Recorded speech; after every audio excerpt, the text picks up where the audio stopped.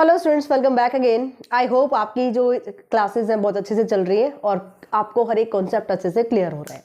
आज की क्लास में हम करने वाले हैं solution of homogeneous linear equations. इस पे बेस्ड हम एग्जांपल करेंगे, थोड़ा सा बेसिक हम समझ लेते हैं। देखो हमने पढ़ा था solution of system of linear equation क्या होता है, ए एक्स इक्वल्स टू बी, ये हमारे पास होता है ना। अभी आपके पास नॉन होमोजेनियस इक्वेशन हम पढ़ चुके हैं, जहां पे बी की वैल्यू क्या होती है, नॉन जीरो होती है। बी हमारा क्या होता है, नॉन जीरो।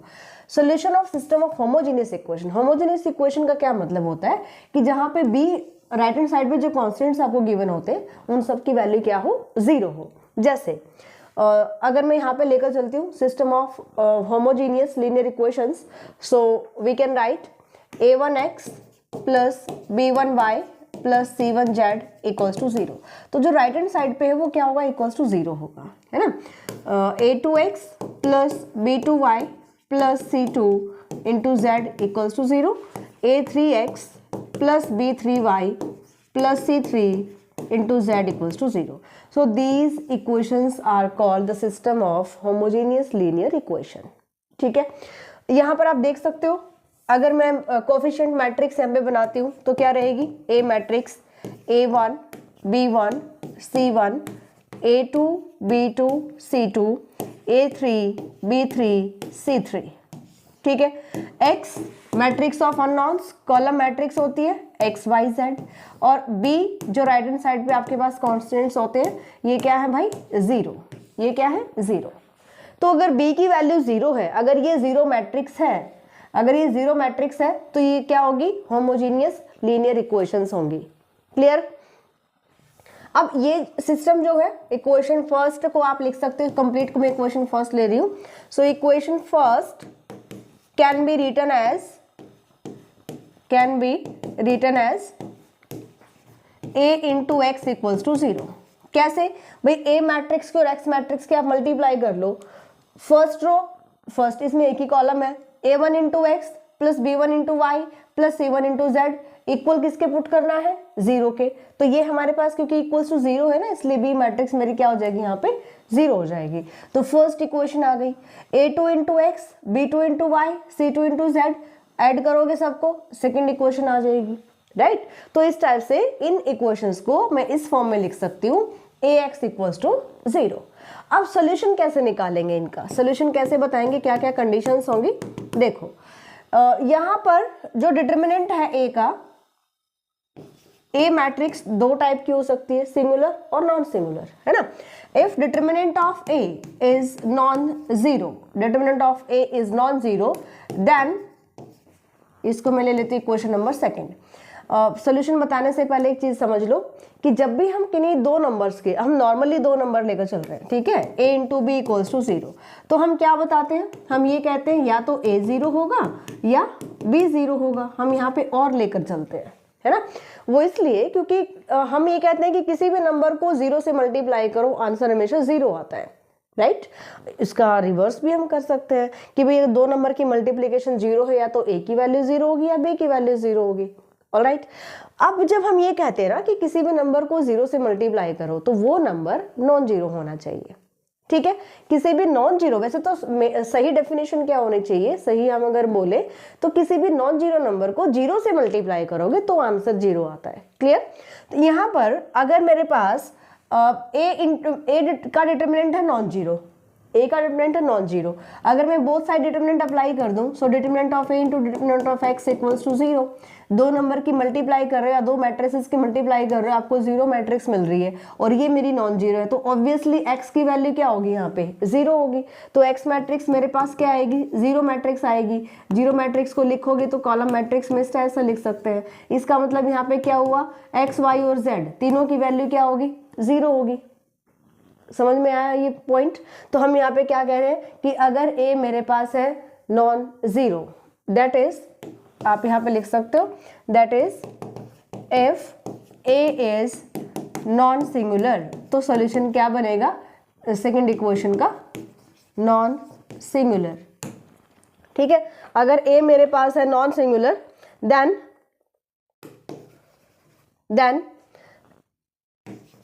there exists, या there is only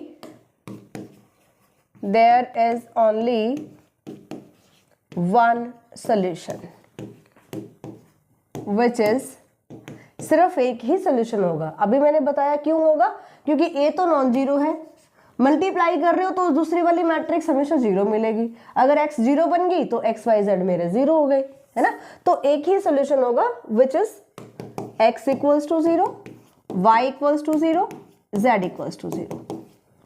ठीक है, दैट इज अगर a नॉन सिंगुलर है तो x मेरा क्या होगा, जीरो होगा। ये चीज दिमाग में बैठा लो। ठीक है, अगर सारे मेरे पास x y z जीरो आ जाते हैं तो इस सोल्यूशन को क्या कहते हैं भाई, this solution is called, this solution is called trivial solution. क्या कहेंगे, ट्राइवल सोल्यूशन। ठीक है, तो ये एक के बाद दूसरी कंडीशन के बाद तीसरा नाम, ये सारी चीजें समझ में आनी चाहिए, रट्टा नहीं लगाना। भाई ए नॉन सिंगुलर है, a इंटू एक्स मेरा जीरो है क्योंकि होमोजीनियस इक्वेशन है। अगर a नॉन जीरो है, a का डिटरमिनेंट नॉन जीरो है तो कौन जीरो होगा, x जीरो हो गया तो x y z तीनों जीरो हो गए, और तीनों जीरो हो गए तो उसको हम क्या कहेंगे, ट्राइवल सोल्यूशन कहेंगे। बस इतना सही है। ठीक है, अब चलते हैं सेकेंड कंडीशन पर। If a determinant of a equals to 0, that is a is singular matrix, singular matrix। ठीक है, अगर a सिंगुलर मैट्रिक्स है, हमने कहा a into x equals to zero, ये मेरे पास सिस्टम ऑफ लीनियर इक्वेशन है। ठीक है, a मेरे पास है जीरो, ऑब्वियसली x क्या होगा, नॉन जीरो होगा। ठीक है, और अगर x नॉन जीरो है तो x की तो कोई भी रियल वैल्यू हो सकती है, तो यहाँ पे क्या होंगे, इनफाइनाइट मैनी सॉल्यूशंस। ठीक है, सो अगर a मेरे पास जीरो आ जाता है, डिटरमिनेंट ऑफ a अगर जीरो आ जाता है, then system of equation ax equals to zero, this will be non-trivial solution। non-trivial क्या होता है, non-trivial solution। ट्राइवल क्या था, जिसमें x y z तीनों एक साथ जीरो है, और यहाँ पे अगर नॉन ट्राइवल है तो इनमें से एक नॉन जीरो डेफिनेटली मिलेगा आपको। क्लियर भाई, तो ये आपके पास रहेगा इसका सोल्यूशन। यहाँ पर x की वैल्यूज इनफाइनाइट मैनी सॉल्यूशंस हो सकते हैं अगर a मेरे पास है सिंगुलर मैट्रिक्स। ठीक है, क्वेश्चन कैसे सॉल्व करना है ये देख लेते हैं। आपको दिया गया है solve the following system of homogeneous equation. Coefficient matrix निकालिए। कोफिशिएंट मैट्रिक्स किसको बोलते हैं, मैट्रिक्स ए को।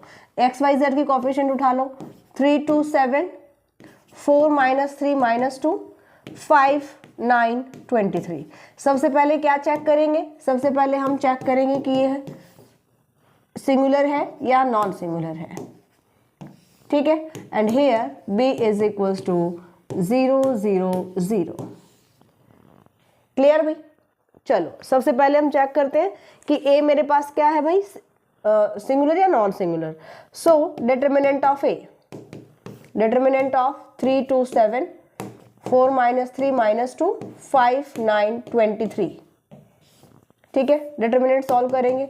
3 into determinant of this matrix यानी -3 इंटू 23, और माइनस माइनस प्लस हो जाएगा 9 इंटू -2। ठीक है, सो ये आ जाएगा -69 प्लस 18। सेकेंड नंबर नेगेटिव लेकर चलते हैं, इसको स्किप करेंगे। 4 इंटू 23, ये नंबर मेरे पास आ जाएगा 92, माइनस माइनस प्लस हो जाएगा +10, plus 7 into 4 into 9 36, minus minus plus 15। Right, इसको सॉल्व करेंगे और ये जो सॉल्यूशन के बाद जो मेरे पास आंसर आएगा ये क्या आएगा, 0 आएगा। मतलब यहाँ पर जो मेरी मैट्रिक्स है, so therefore matrix A is singular matrix, singular matrix. ठीक है भाई, अगर A मेरे पास सिंगुलर मैट्रिक्स है, so therefore system of equation ax equals to 0 has non-trivial solution, non-trivial solution। ठीक है, ट्राइवल अगर ये नॉन जीरो होता तो सीधा बता देते भाई एक्स वाई जेड मेरे जीरो रहेंगे, ट्राइवल सोल्यूशन हो जाता। तो यहाँ पे क्या आएगा, नॉन ट्राइवल सोल्यूशन। कैसे फाइंड आउट करेंगे नॉन ट्राइवल सोल्यूशन? सो इन इक्वेशंस को हमें सॉल्व करना है। फर्स्ट इक्वेशन यहाँ पे देखिए, इसमें ये जो हमारे पास है फर्स्ट इक्वेशन, ये हम लेकर चलते हैं from equation first, 3x + 2y + 7z = 0, ये गिवन है फर्स्ट इक्वेशन। 7z = 0, हमें यहाँ से x y z की वैल्यू निकालनी है बेसिकली, ठीक है। तो यहाँ से हम क्या कर लेते हैं, हम यहाँ से x की वैल्यू निकाल लेते हैं, राइट। इन दोनों टर्म्स को इधर शिफ्ट कर लेंगे, -2y + 7z, माइनस मैंने कॉमन ले लिया, oh my God, 7z divide by 3 का जो कोफिशिएंट है इससे डिवाइड कर देंगे, राइट। इस वैल्यू को उठाओ, सेकेंड में पुट कर दो, put in equation second. Second equation क्या थी, मैं सेकेंड इक्वेशन यहाँ पे लिख देती हूँ, 4x - 3y - 2z = 0, ठीक है। यहाँ पे हम ये वैल्यू पुट कर देंगे, 4 × -2y, अच्छा माइनस है तो इसको मैं बाहर ले लेती हूँ, 2y + 7z divide by 3 -3y - 2z = 0। अब देखो पूरी इक्वेशन y और z में आ जाएगी, यहाँ से हम y या फिर z की वैल्यू निकाल सकते हैं, ठीक है। यहाँ से 3 क्या करेंगे, एलसीएम लेंगे, इसको सॉल्व करना है बेसिकली आपको, -4 से मल्टीप्लाई कर दो, -8y - 28z, क्योंकि नेगेटिव रहेगा। यहाँ से 3 एलसीएम ले लीजिए, -9y और -6z = 0, ठीक है। यहाँ से आप ऐड कर सकते हैं, -17y माइनस ये भी नेगेटिव है, 34z = 0, माइनस कॉमन लीजिए, जो भी कैंसिल हो रहा है कैंसिल कर दो उसको, y + 2z = -17 हमने कॉमन ले लिया। सो यहाँ से y की वैल्यू आ गई -2z। ये एक एक स्टेप आपको करके दिखाना पड़ेगा, ऐसा नहीं है कि हमने दो इक्वेशंस को लिया, सॉल्व कर दिया, कट पिट दिया और उनके x को एलिमिनेट कर दिया, y को एलिमिनेट कर दिया, ऐसा नहीं करना है, ठीक है। तो प्रोसेस को फॉलो करना है, अच्छे तरीके से करना है हमें, ऑलराइट। ये y की वैल्यू और x की वैल्यू उठाओ और थर्ड इक्वेशन में पुट कर दीजिए, ठीक है। या फर्स्ट से निकाल सकते हो, कैसे भी कर सकते हो आप, दोनों की वैल्यू को या तो आप थर्ड में पुट कर लीजिए, या फिर इस वैल्यू को जो y = -2z है इसको आप यहाँ पे भी पुट कर सकते हो, हेयर, ये इक्वेशन नंबर स्टार ले सकते हैं हम, ठीक है। अगर मैं यहाँ पे पुट करती हूँ, सो x = -2y, y की वैल्यू पुट करनी थी ना,